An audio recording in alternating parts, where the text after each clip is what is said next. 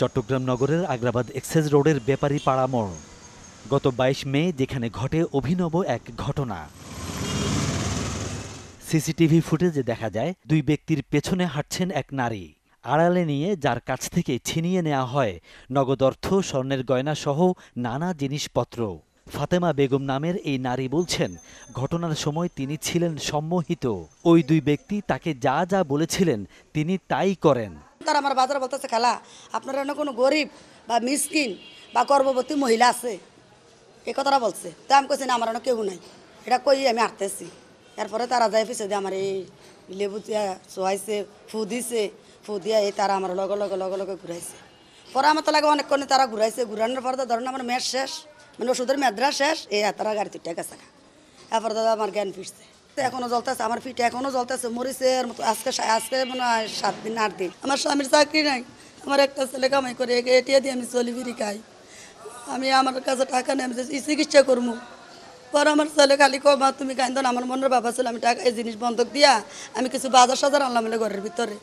আমি এত অভাবী, কিন্তু আমার অভাবটা আল্লাহ বুঝলো না, তারও বুঝলো না। থানায় মামলা করলে সিসিটিভি ফুটেজ দেখে পুলিশ জনি নামে একজনকে গ্রেপ্তার করে। এরপরই বেরিয়ে আসে চাঞ্চল্যকর তথ্য।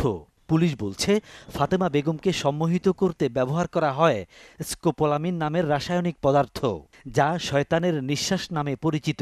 সম্প্রতি চট্টগ্রামে এমন ঘটনা ঘটেছে আরও কয়েকটি, যাতে টার্গেট ছিলেন নারীরা। ঘটনা হচ্ছে যে ভদ্রমহিলা বাজার করে বাসায় ফিরছিলেন, তখন একজন হাতের লেবু ছিল, লেবু তার গায়ে একটু ধাক্কা দিলেন। ভদ্রমহিলা যখন পিছনে তাকানোর সাথে সাথে একদম লেবুতে ফু দিলেন। ফু দিয়ে কিছু একটা ছিল, এটা আন্দাজ করা হচ্ছে। ওই ফুয়ের কারণে উনি সম্মোহিত হয়ে যান, ওনার বুদ্ধিশক্তি পুরো বিলোপ হয়ে যায়। এরপরে বলে, আন্টি আপনি একটু সামনে আসেন।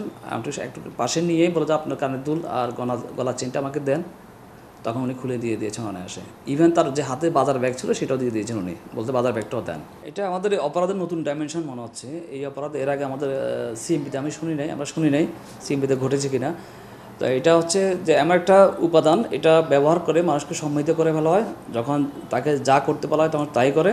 ক্রিমিনালরা এই কাজটা করে থাকে, যেটা নিঃসন্দেহে একটা ভয়ঙ্কর একটা দিক। এই ধরনের অপরাধ যদি মাথাচাড়া দিয়ে ওঠে তাহলে আরও বড় ধরনের দুর্ঘটনা ঘটতে পারে। গবেষকরা বলছেন, স্কোপোলামিন ধুত্রা ফুলের সাথে আরও কিছু উপকরণ মিশিয়ে তৈরি করা হয়।